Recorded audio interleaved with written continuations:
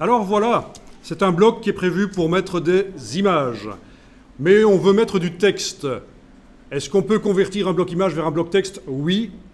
Et inversement aussi, un bloc texte peut être transformé en bloc image s'ils ne contiennent rien. Et c'est le cas ici, il n'y a rien dans le bloc. Donc on peut le faire. On sélectionne le bloc avec la flèche noire. On va dans le menu Objet. Alors Objet, Contenu. Donc dans la version anglaise, Object, Content. Et vous passez à Texte. Et là, du coup, la diagonale disparaît et vous avez une porte d'entrée de texte et une porte de sortie de texte sur le bloc.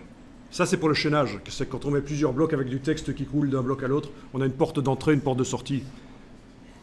Mais je ne vais pas faire de chaînage ici. Je veux juste que ce soit du texte. On a un signe hashtag ici, un dièse qui indique qu'il y a une ligne de texte qui est là. Vous prenez l'outil texte et on va aller coller du texte là-dedans.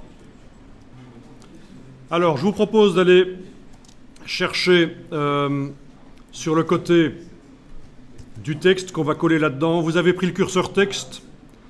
Quand vous cliquez, vous voyez le curseur qui clignote là. Super. Alors, vous savez que la barre d'espacement sert normalement à bouger tout le document dans la fenêtre sur l'écran. Mais bien sûr, si j'utilise la barre d'espacement maintenant, ça va faire des espaces. Donc, quand vous êtes en train de travailler du texte, vous êtes obligé, si vous voulez bouger les choses sur l'écran, d'utiliser la touche Alt à la place. La touche Alt, ça appelle la main. Super astuce. Voilà. Et alors, on va faire apparaître du texte, enfin, je veux dire, la colonne de droite, là, et on va aller sélectionner avec l'outil texte quelque chose. Voilà, je vais par exemple sélectionner ça. C'est peut-être encore un peu trop. Juste la première ligne, là, voilà. Quelques mots, vous voyez? Une dizaine de mots. Et vous faites un copier, vous faites un CTRL-C sur le PC, Command-C sur le Mac. Et vous allez coller ça ici. Il suffit de revenir recliquer, le curseur texte clignote, vous collez, CTRL-V, voilà.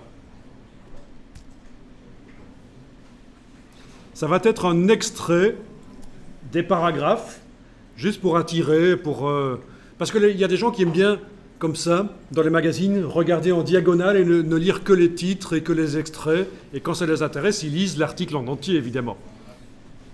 Sinon, c'est indigeste, hein, c'est intéressant de faire comme ça.